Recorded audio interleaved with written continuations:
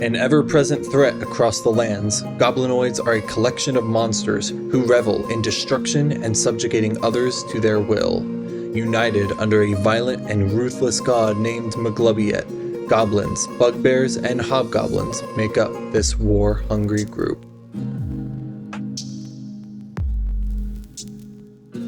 Hello adventurers, my name is Ethan Liberty and welcome to the second ever Monster Monday. Each week on Monday I take one of the monsters, or at least one of the monsters from the 2024 Monster Manual and review them. We're going to be looking at the incredible art, reading the lore, and reviewing the stats of these monsters. I'm then going to give you guys some ideas on how I would use these monsters as a dungeon master, or explain why I wouldn't use them. In the end, we're going to rank them and place them somewhere on the Ethan Liberty monster tier list. This is definitely going to be a longer video, so let's just jump straight into it. The three monsters that make up the category goblinoids have all been in Dungeons & Dragons since 1st edition, so there are decades of lore that we could look through. However, in the spirit of fairness, given that some of these monsters appeared for the first time in this book, and to avoid every single episode becoming a multi-hour long research essay, we are only going to be looking at and considering information presented within this book. It limits us slightly, but it also makes things a little bit more consistent and more digestible. Now there are three different monsters in this category, and we are going to start with the one that has the shortest lore piece, and that is the bugbears. The bugbears are stealthy, murderous creatures who have been known to kidnap those who dare trespass in their territory. They reside very largely in forests, grasslands, the Feywild, and the Underdark.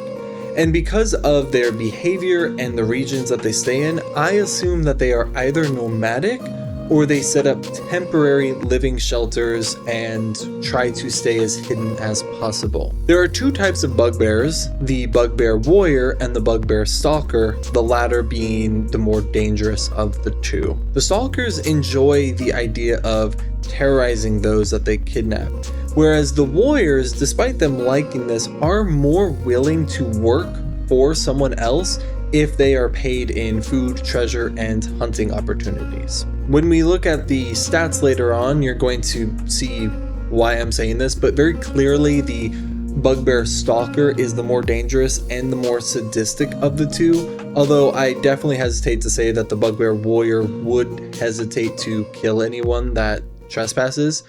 But I do think if you had to tango with one of them, the bugbear warrior is probably the one you would pick. I also, when I read this, imagine that bugbear warriors might work for a bugbear stalker, but multiple bugbear stalkers being grouped together would probably be less common and more indicative of a growing danger.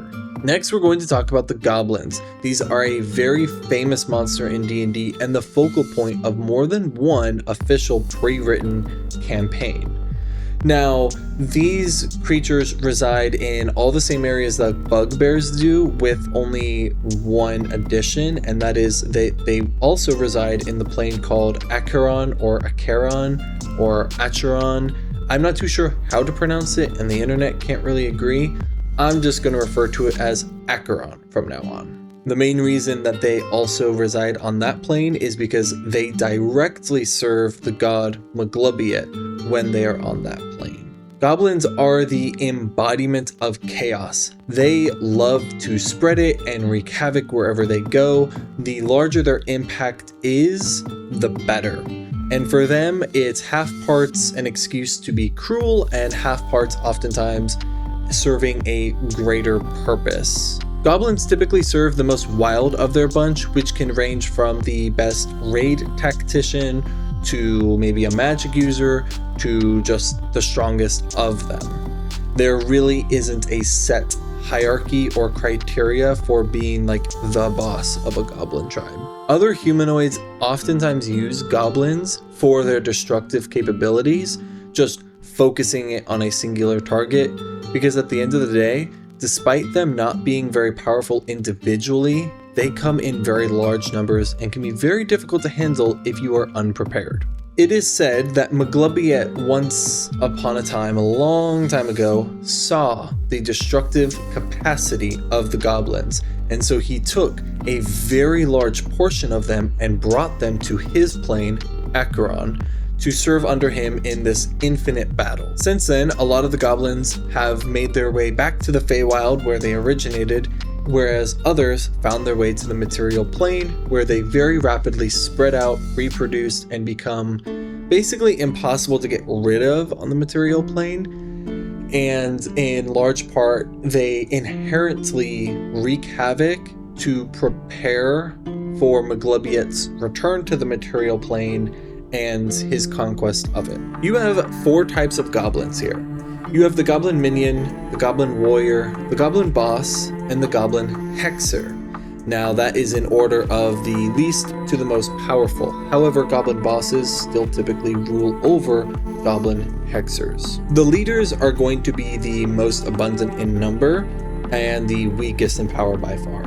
They're going to be super quick to follow their leader's commands to wreak havoc, but they are also the first ones to retreat when they face basically any resistance. Goblin Warriors are the more specialized soldiers, and these are tougher, stronger, more dangerous goblins. These are the goblins that are also going to employ some level of tactics and even set up ambushes, preventing counterattacks. Above them, we have the Goblin Bosses. Now, again, there is no set criteria, so there's a little bit of flexibility here.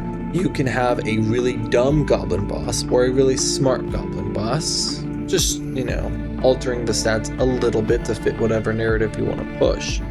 But traditionally, Goblin Bosses are able to stay Goblin Bosses because they do have some level of tactical ability, and they are very good at making sure that they stay alive and unharmed, even at the expense of their minions and warriors. Now, the 4th type of goblin is the Goblin Hexer, and these are magic-wielding goblins. They are not so powerful that they are going to just thrash your wizard. Maybe your level 1 wizard just because of their damage output, but they are honestly really just good at mimicking archmages. I think when I look over the lore that the Goblin Hexers very easily could overthrow the Goblin Bosses and take charge, but they would never do that because the Goblin Bosses employ them most likely as advisors or support, which means that they don't have to be on the front lines.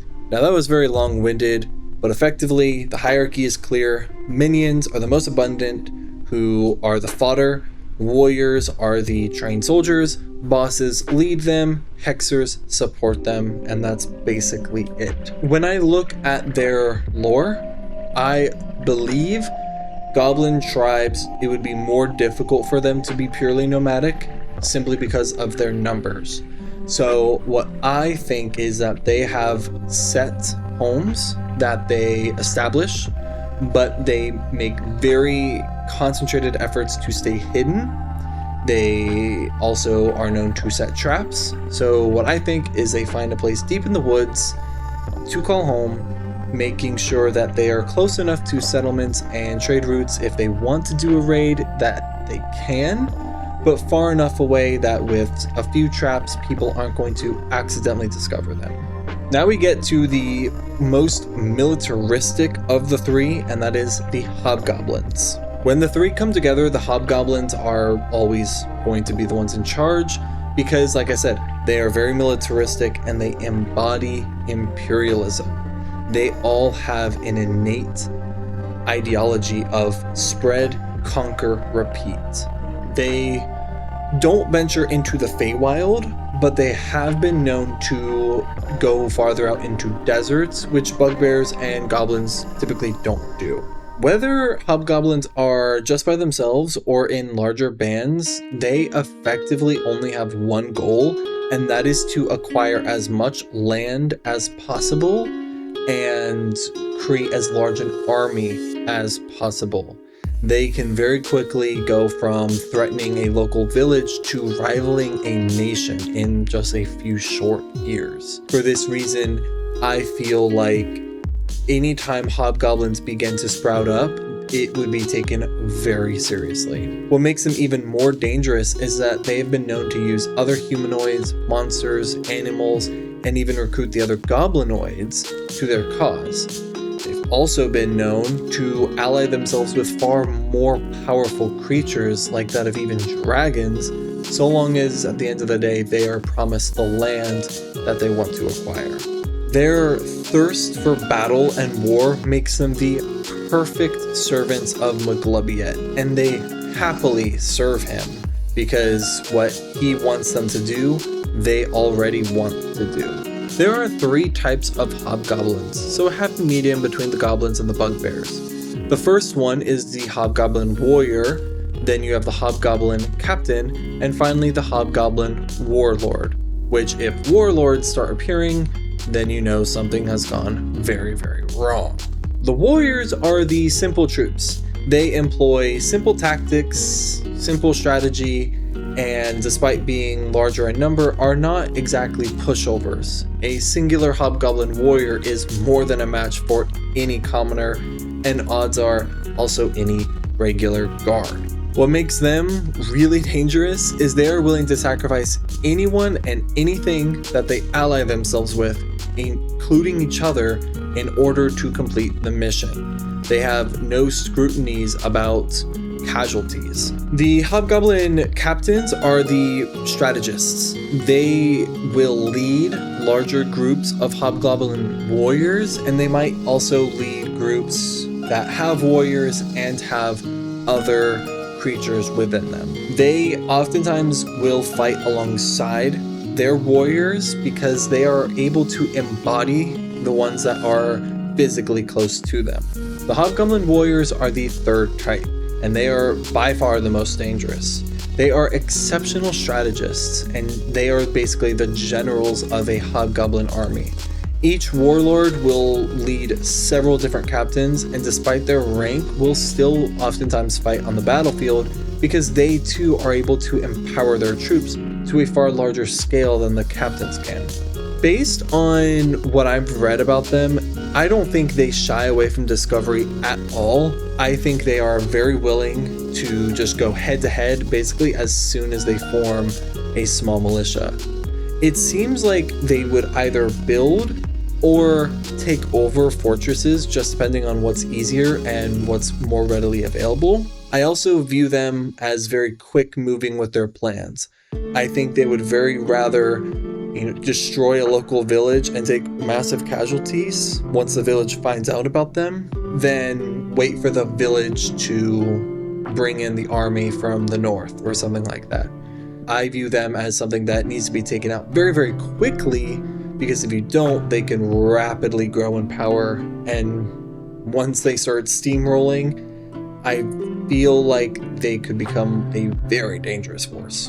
Now we get to the numbers part of the video, where we are going to look over the 9 different monsters for today's video and just kind of check out all their different stat blocks.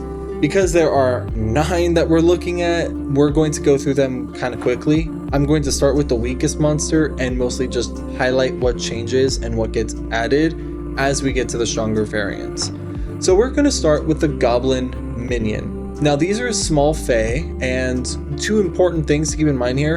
Them being small means that they can hide and crawl through passageways that a medium creature might struggle to get through. And them being fae means certain spells are not going to work on them. So 2 important things to keep in mind. They have an AC of 12 and only 7 hit points, so odds are everyone in your party is going to hit pretty consistently, and your goblin minions might die in 1 hit. That's the point. Don't feel bad. They only have an initiative modifier of +2, so they're also not very likely to go first. They're most likely going to be kind of in the middle and at the tail end of initiative, so some of them might not even get a turn. Their overall stats are nothing to write home about. They have basically 8s and 10s across the board, with the only outlier being a dexterity of 15, so they're not really going to excel at anything. In fact, the only skill that they have is stealth +6, and the only weapon they wield are daggers, of which they typically have +3. So I immediately, before I even look at the actions, recognize that these guys are not going to be on the front lines if there are warriors with them. Odds are the goblin warriors will be the ones to make first contact, and the minions will come out the sides and from behind, throwing daggers and then charging in with them as needed. When we look at the actions, they only have one specified, and that's of course to use the dagger. But remember, DMs, every action a player can take, as in dash, disengage, shove, grapple, all of those, monsters can also take, unless it makes zero sense for them to be able to do so. Like a snake might not be able to shove someone, that sort of thing. But the only specified action is using their dagger, and it's not even that great. It only has a +4 to hit, and it does an average of 4 damage, which at level 1 is a lot.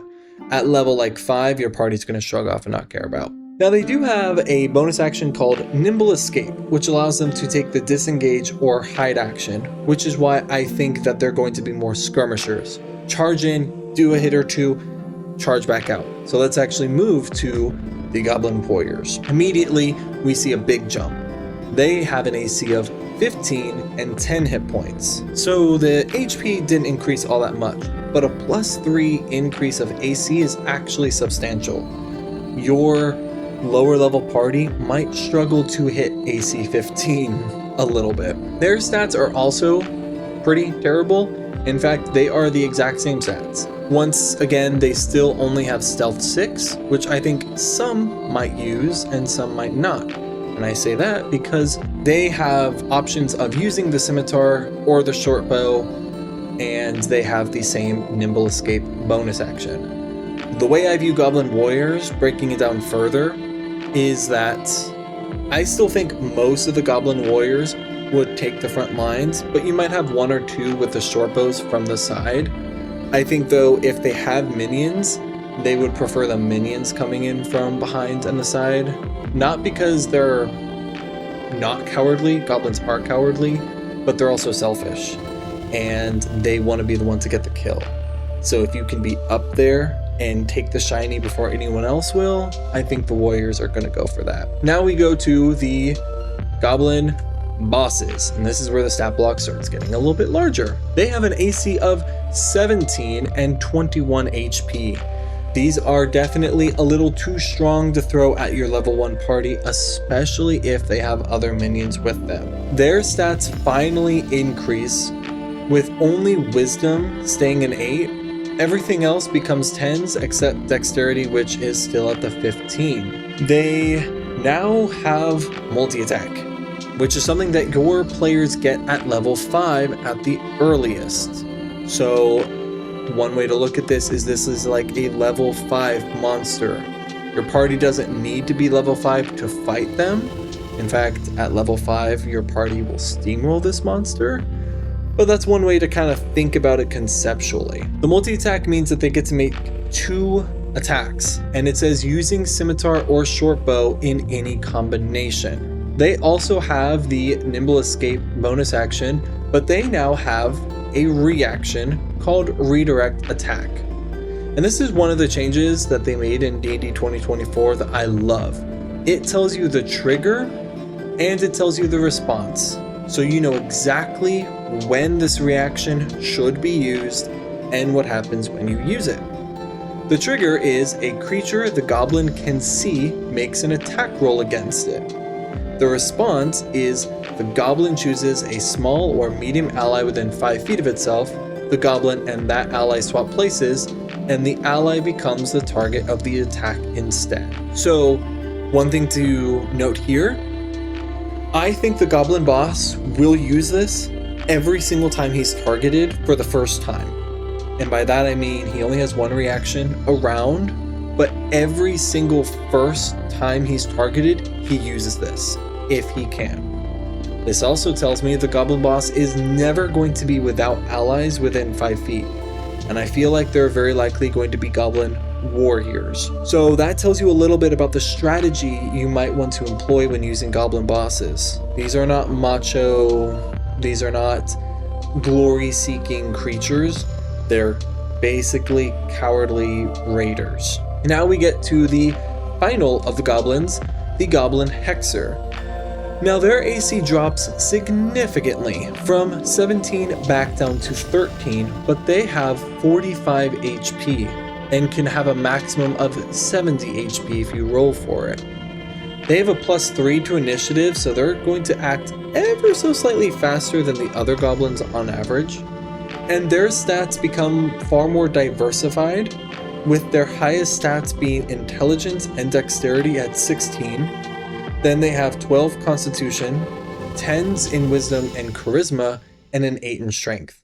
So their stats increase a little bit, decrease a little bit. They not only are better at stealth than the other goblins with a +7, but they also have sleight of hand, which I found a little odd until I thought about the fact that hexers might want to steal magic items, especially from other spellcasters, and this gives them kind of a way to do that at night. Now, they're a CR3 creature, which means that one hexer is enough to TPK a level 1 party pretty easily, especially because they also have multi-attack, and they use an attack called Hex Stick, which is melee or ranged, so it has a +5 modifier, has a range of 5 feet or range of 60 feet, and it does 12 psychic damage on average. 12 damage is enough to pretty much take out any level 1 character, including a barbarian. A barbarian will average have like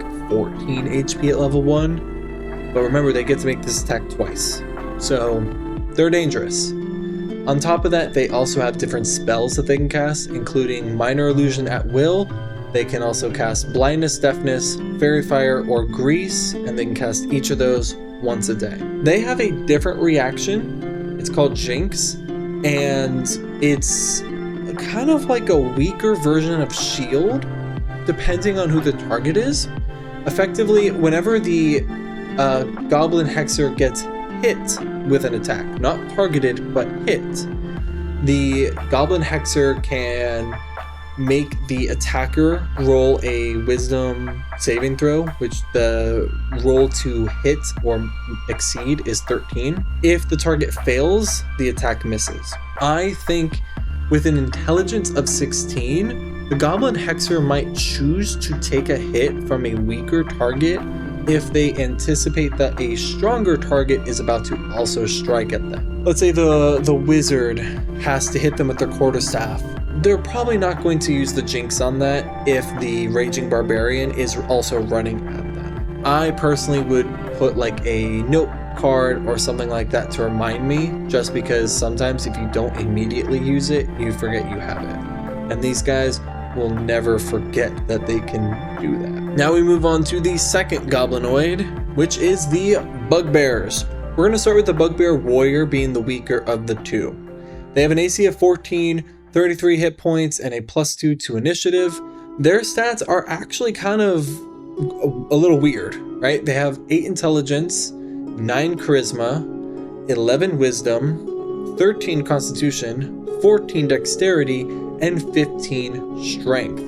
I personally find it odd that their constitution is so low, but I guess it kind of makes sense. At the end of the day, these are stealthy creatures who prefer to bully and torment rather than have a fair fight. Now, they have the same stealth modifier as a goblin, but they also have the survival skill, which might help them with foraging, that sort of thing.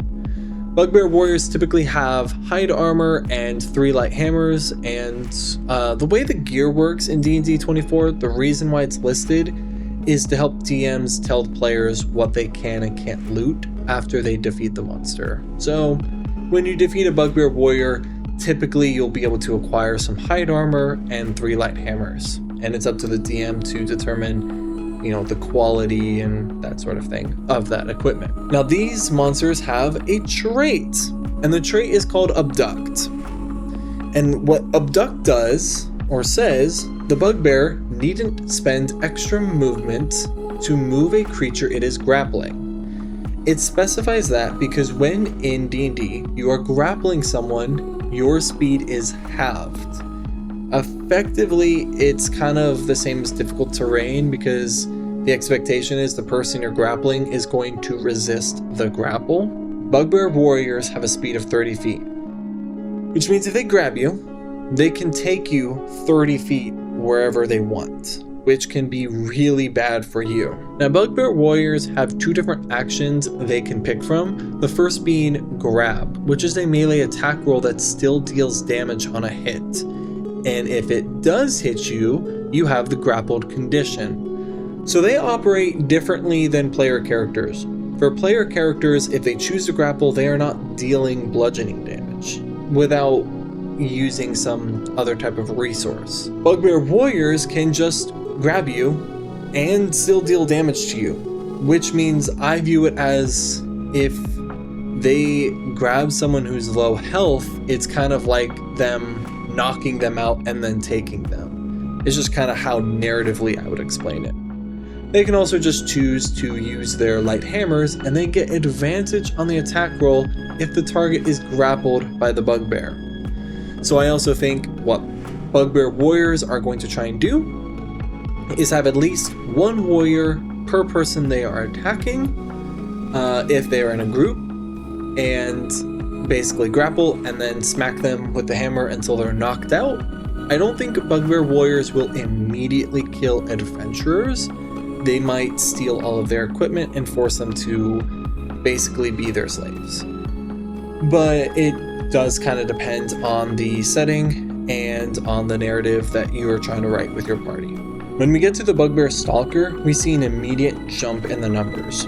They have an AC of 15 and 65 HP, which means they have up to 100 hit points if you roll maximum. Their stats also increase quite a bit, with their intelligence and charisma both being 11, their wisdom being a 12, their dexterity and constitution being a 14, and their strength being a 17. Instead of using hide armor and light hammers, Bugbear Stalkers are going to be wearing chain shirts, have about 6, give or take, javelins, and a morning star. They have the same trait as the Bugbear Warrior, but they have multi-attack, which means they can make 2 javelin or 2 morning star attacks. Now, it does not say that they can use these in any combination, so I would be careful as a dungeon master. I don't think a Bugbear Stalker can throw a javelin and then hit with the morning star. I think if they throw a javelin, they have to throw a second javelin, and if they use their morning star, they have to use it twice. The javelin is their ranged weapon and their morning star is their up close weapon. Now what's interesting is the morning star also has advantage if the bugbear is grappling their target. So I think the Bugbear Stalker would do is weaken their targets with javelins, charge in, grapple, most likely the weakest looking target, and then pummel them with the morning star. Now they have a bonus action, which I did find this very interesting. Their bonus action is called Quick Grapple. Unlike the Warrior, where it was an attack roll, in this case, the player has to roll a dexterity saving throw. And if the player succeeds, the grapple fails, no damage happens. If the player fails, and the DC is 13, so they need to roll 13 or higher, if they fail, the target is grappled. What I found very, very interesting was despite the Bugbear Stalker being more powerful, their bonus action grapple doesn't deal damage. And I think that's intentional. I think if they included that they also dealt damage on the bonus action grapple, they would very quickly become a little too powerful and too separated from the Bugbear Warrior. And if they dialed back the Morningstar damage, it wouldn't feel correct because bugbears traditionally deal more damage than player characters despite using the same weapon. So I think that was just kind of the design behind it. Now we're moving on to the Hobgoblins, starting with the Hobgoblin Warrior. Now they have an incredible AC of 18 and an HP of 11. This monster has more AC than hit points, which blows my mind, but it kind of makes sense when you look at the stats. They have a 13 strength, 12 dexterity, and 12 constitution, and then a 10 intelligence, 10 wisdom, and 9 charisma.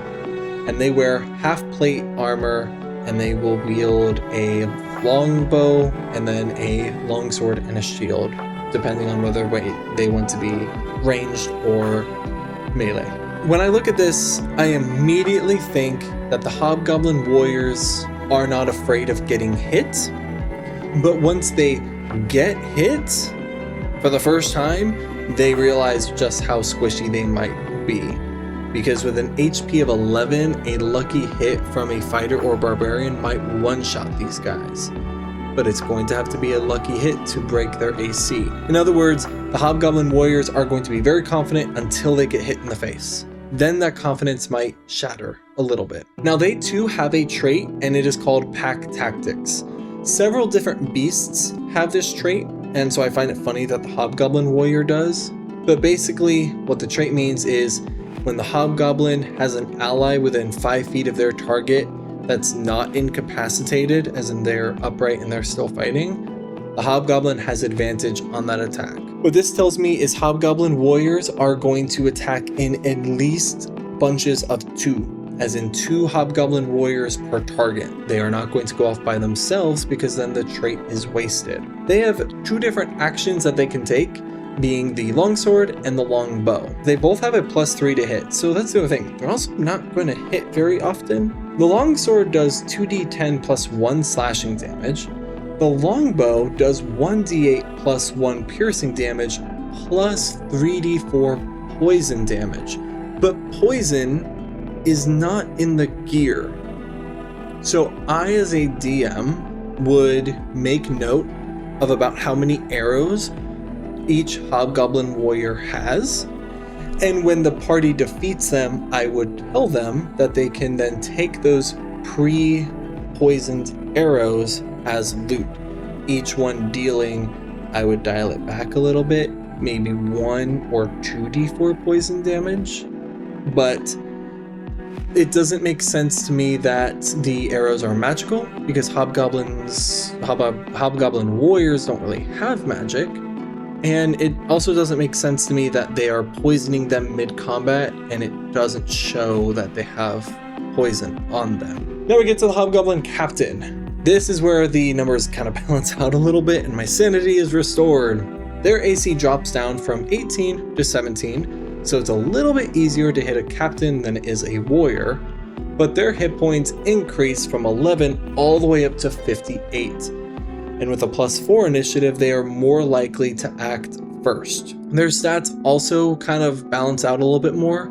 Their lowest one is Wisdom at 10, followed by Intelligence at 12, Charisma at 13, Dexterity and Constitution both at 14, and finally Strength at 15. Now the reason why their AC went down a little bit is because they don't use a shield, they use a greatsword. So these guys don't care about getting hit because they know they're tough enough to take it, and they are going to be dealing more damage per hit than the warrior. The Hobgoblin Captain has a different trait. It does not have Pack Tactics. It has something called Aura of Authority. And what it says, while in a 10-foot emanation originating from the Hobgoblin and its allies have advantage on attack rolls and saving throws, provided the goblin doesn't have the incapacitated condition. So the way I look at this is the Hobgoblin Captain wants to be in the center of the fight so that it has as many of its allies within 10 feet of it as possible. So they are not going to be using their longbow any longer than their warriors are using the longbow. This guy might even go ahead of the warriors just to draw in the fire, so that when his warriors all swarm in, all of them get advantage on their attack rolls and saving throws. This can be huge in turning the tide of the battle. Now they have a multi-attack, and it says the goblin makes 2 attacks using greatsword or longbow in any combination. And for them, both their greatsword and their longbow deals that extra poison damage. And again, I find it a little strange that their sword is always dealing poison damage when they don't have poison on their gear list. So I would run the greatsword a little differently. I would say that if the party acquires the greatsword, they can tell that it's been coated in poison and it'll run out in like a day or two. Finally, we get to the Hobgoblin Warlord. These guys are not called warlords for no reason. With an AC of 20 and 112 hit points, these guys can go toe to toe with your heavy hitters and be just fine. They also have an initiative modifier of +5, which means they might be going first unless you have high dexterity player characters. The highest stat they have is strength at 17, followed by a 16 constitution, a 15 charisma, interestingly enough, a 14 dexterity and intelligence, and then an 11 wisdom. They wield up to 9 javelins, have a longsword, wear plate armor, and use a shield. They are a CR 6 creature, so this is a very powerful creature to throw against your party. Add that on top of the fact that a Goblin Warlord or a Hobgoblin Warlord will never be by itself. This guy gets dangerous quick. He has the same aura of authority as the Hobgoblin Warrior. The only difference is his is a 30-foot emanation. It does the same thing as the Captain, provides advantage on attack rolls and saving throws to all of his allies. Now he has a multi-attack as well, except his multi-attack allows him to make 3 attacks using the javelin or longsword in any combination. So I view him as, if he's there, he has captains, and if there's captains, there's warriors. The captains will likely charge in first to create clusters of enemies, and then the warriors will surround in to support the captains and also be supported by their aura. Then the Hobgoblin Warrior will move in wherever his troops need him most, provide support, finish off their enemies, and move on from there. With the Javelin, he has a +6 to hit, and it deals an average of 11 damage, but the really big thing is that the target speed is reduced by 10 feet until the start of the Hobgoblin's next turn.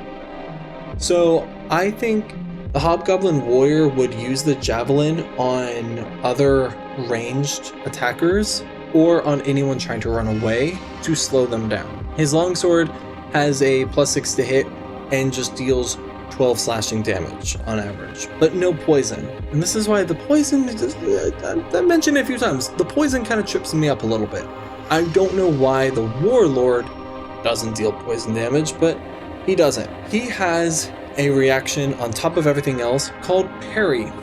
If the Hobgoblin Warlord is hit by a melee attack and the Warlord is holding a weapon, he can add 3 to its AC against the attack, possibly causing it to miss. I, as a DM, don't think it is fair to say, well, your attack rolled a 24, so he's not going to use that because it wouldn't work.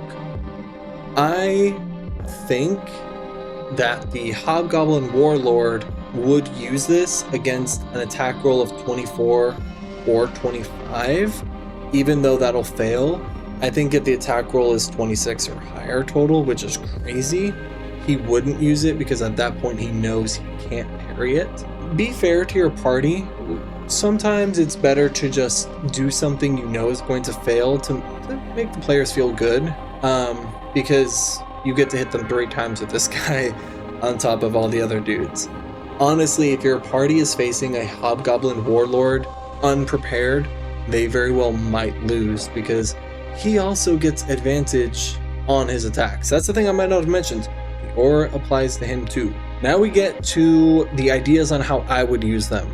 Now, because I'm going over several monsters, I'm just going to give one idea on how I would use them if they were solo, and one idea on how I would use them if they were together. If I were using these monsters and they were solo, I would use them as environmental threats and use them for their storytelling possibilities in terms of when the party is traveling, they can still encounter danger. If your party is going into Bugbear territory unprepared, they might be met with watchful eyes that stalk them as they try to sleep, making it impossible for the person on guard to ever let their guard down. They might have to spend their days looking over their shoulder, hoping that the bugbears don't return even during the day to try to attack them.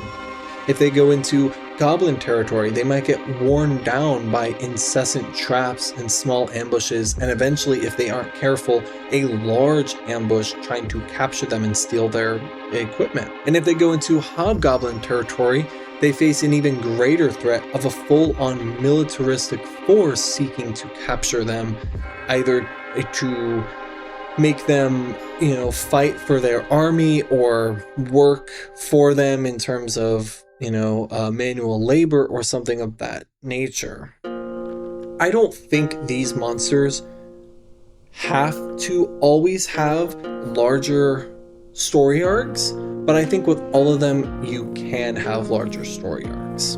If I were going to use the goblinoids together, I do not see how this could not be a larger story beat. If all three of the goblinoids are together, odds are other animals, other beasts, other monsters, other allies are also involved, because at this point, it's very likely a large war band. And so I would use the three goblinoids working together as an indication of a much larger threat. Maybe at the start they're only targeting this one village, but if the party doesn't do anything about it, maybe they leave. They get news later on that 2 or 3 more villages have also been targeted. At that point, direct confrontation will not work, and the only option for ending the threat would be infiltration or assassination or something of the sort like that. I think individually there's a little bit more flexibility, but together you can reach a larger scale. Now we get to the fun part of the video where we get to actually rank these bad boys. I have a different icon for each variant of the monster we looked at because since the variants are very different, they're going to have different levels of interest. Let's start with the goblins. I think the goblin minion, the goblin warrior, and the goblin boss are all good monsters. They're solid, they're decent, but you do have to put in a little bit of legwork to make them interesting and different from one another. The goblin hexer, however, I think is a great monster because it inherently has something that makes it interesting. It has magic. Why does it have magic? I don't know. Maybe it's a sorcerer, maybe it's a warlock, maybe it stole a wizard spellbook. Who knows? But that gives it a little bit of a leg up over the other guys. Now we're going to look at the Bugbear Warrior and the Bugbear Stalker. I think it's a very similar issue. Well, not issue, position. The Bugbear Warrior I think is good. The Bugbear Stalker I think is great. I think you can surprise your party by having them fight a few Bugbear Warriors and then realize they were working for a much more sinister Bugbear Stalker. I think that could be almost like you're surprising them with the same thing, but it's still a surprise sort of situation. Now we get to the Hobgoblins. Hot take. I think all 3 variants of the Hobgoblins are meh monsters. Nothing against them. Meh is not a bad ranking per se. Dislike is the bad ranking. I just think, unfortunately, because they are so rigid in them being militaristic and they want to conquest and they want to do X, Y, and Z, if you include Hobgoblins, you kind of have to include that storyline, but I would still use them. Very usable, and if you disagree, let me know down in the comments below. But with that, it's time to give my voice a rest, time to give your ears a rest, because we have made it to the end. We today have gone over the goblinoids and have kind of filled in the center of the tier list a little bit. One video and we have 9 more monsters on the board.